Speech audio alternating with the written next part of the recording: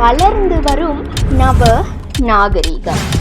இந்த நாகரிக வாழ்க்கையில் நசுங்கி கிடக்கும் சமுதாயத்திற்கு சமர்ப்பணம்.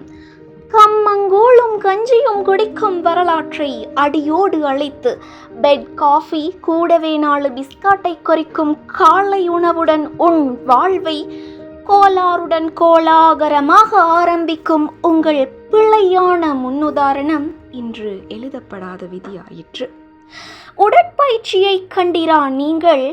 உடனடி உணவு இல்லாமல் உயிரையே விட்டு விடுவீர்களாமே.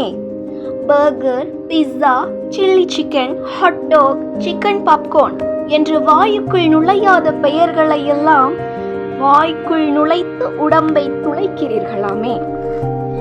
இதில் சைனீஸ், ஜப்பானீஸ் உணவுகளை சாப்பிட்டு விடவே வேண்டும் என சிலரின் கனவு. தாய் நாட்டு உணவு கசக்கும் உனக்கு தாய்லாந்து உணவு இனிக்குமோ?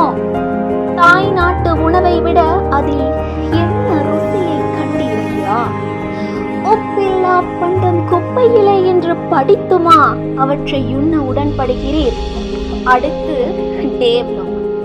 சோசியல் மீடியாவில் எத்தனையோ அறிவு சார்ந்த விடயம் பகிர இருந்தும் நீங்கள் எழும்புவதையும் உண்பதையும் உறங்குவதையும் வீடியோ எடுத்து போடுகிறீர்.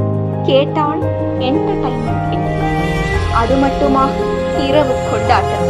ஒவ்வொரு வீட்டிலும் அதுவே இன்று திண்டாட்டம்.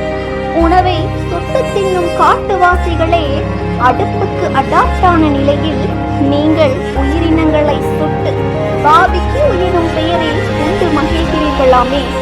எனக்கு தெரிந்து நள்ளிரவு 12 மணிக்கு பிறகு ஒரு உணவு வேளையை உருவாக்கியதே நீங்கள் என்பேன். எப்படியே சென்றால் நம் கலாச்சாரம் என்னவாகும்?